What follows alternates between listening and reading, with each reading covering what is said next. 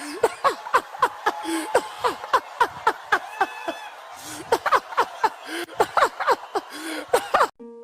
right. Hello everyone. Thank you very much for being part of this channel. You are welcome to this my channel. If you are a returning subscriber, thank you very much. And if you are just coming or you are just seeing this video on this channel for the first time, so just do well to make sure you hit the subscription button. Just subscribe to this channel and hit the notification button so that whenever I drop any powerful video here like this, you'll be the first person to get it. Today I will not waste your time. I quickly want to show you a video that will impact your life, that will touch your life. Just listening to this Pastor Dr. Paul ENENCHE, what he was saying related to relationship, related to marriage, and so on. Not everybody in church is a Christian. Judas Iscariot. Some people are used to say, but I found a sister in church. Not Judas Iscariot was in church too. Some people used to blame the church. I married in church. The man was even an usher. Judas was the treasurer.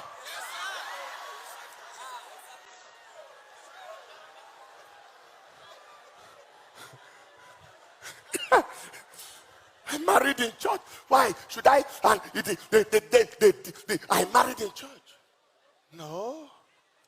You cannot blame God for your insensitivity. You cannot blame God for your lack of perception. You can't blame God for lack of discernment. Not everybody in the barrack is a soldier. Some are relations of soldiers. Some went to sell things there. Some went to look for job.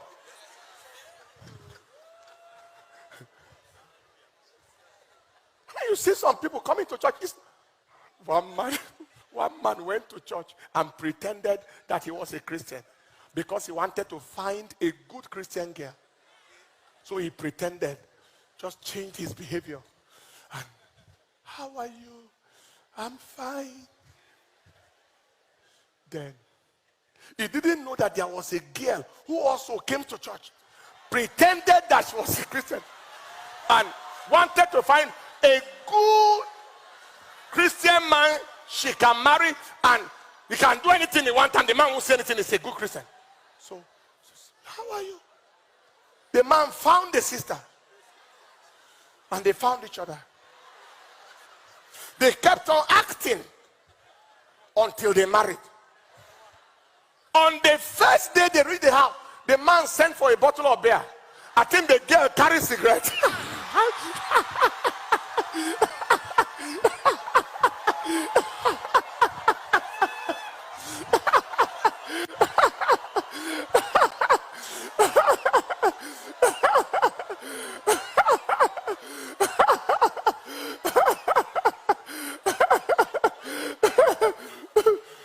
The man said, you are like that? He said, me too, I didn't know you are like this. That first day they beat the hell out of each other. You deceive me, you too. That was very wonderful. I like that. You came to deceive people to marry a deceiver. Another person deceived you and married you. Deceiver versus deceivee.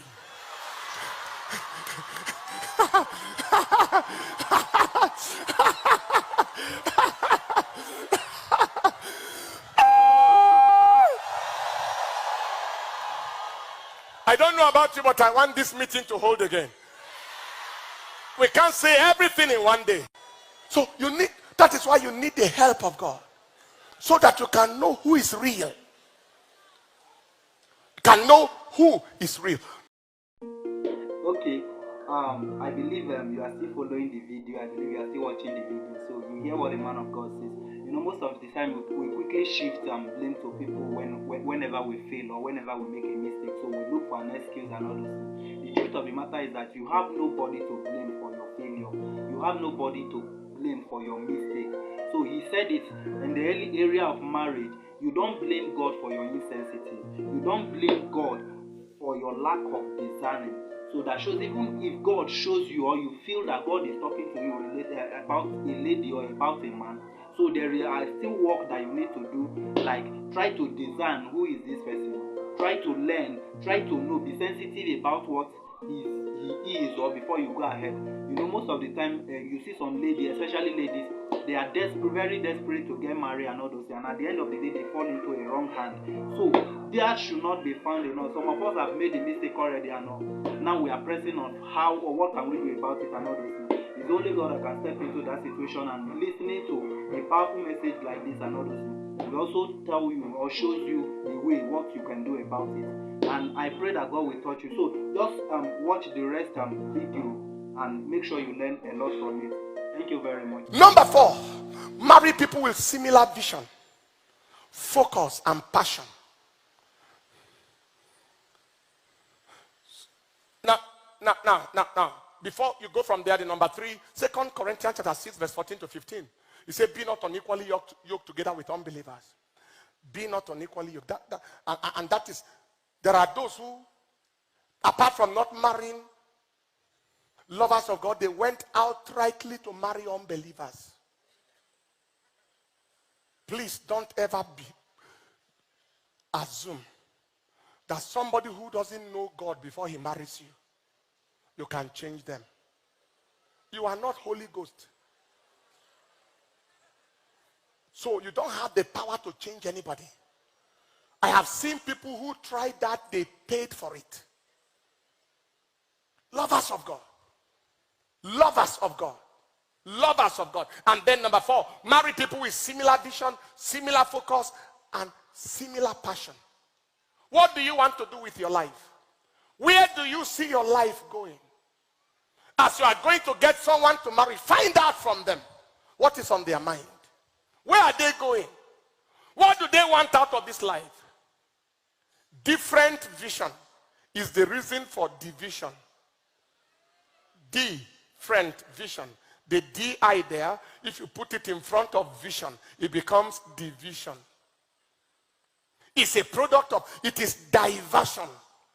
Division. By vision. Two people who are facing two different directions in life.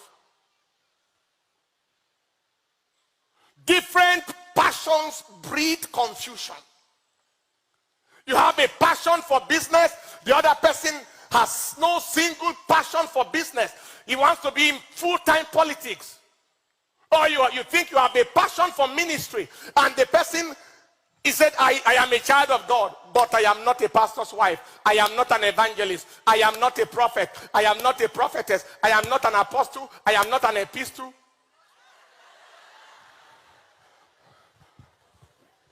Sorry, it was a Bible school student. They asked him to write on the apostles, and he wrote one line, write on the epistles. He said the epistles are the wives of the apostles. Just forget about it. You know how much it's paid. So married people. The reason why my wife and I, God has helped us in a little way to be the way we are, is because the passion is literally one. Before I met her, she had a passion, before we ever met, a passion for mission, a passion to serve God, if possible in the missionary field. And those kinds of passions and visions. Marry somebody who understands your language when you speak. If you are speaking one language, your husband is speaking another language, the house is called Tower of Babel.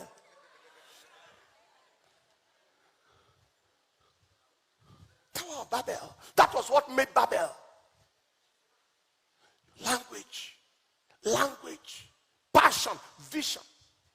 I know of a woman who said, I married a pharmacist, not a pastor, because the husband was a pharmacist that turned into a pastor. Another one said, I married a doctor, not a pastor. These two examples I gave led into marital breakage. The other one, the pastor's wife will sit in the congregation instead of the altar with the husband. He said, I didn't marry pastor, I marry pharmacist. I am not a pastor's wife. Ele.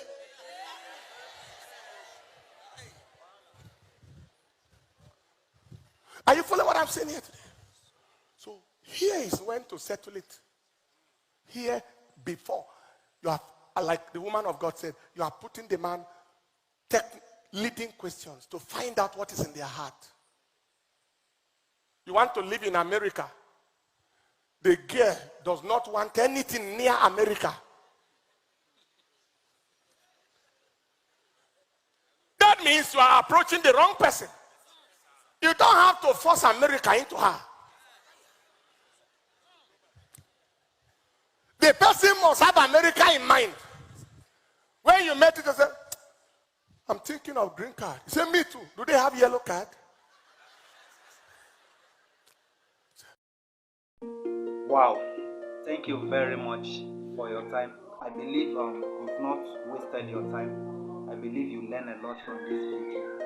So please, if you know you have not subscribed to this channel, just do me a favor by hitting the subscription button. So, and whenever I drop any video here, you will get it. There are still a lot of videos I'm bringing your way that will change your life. One word that can change your life. Thank you very much for your time.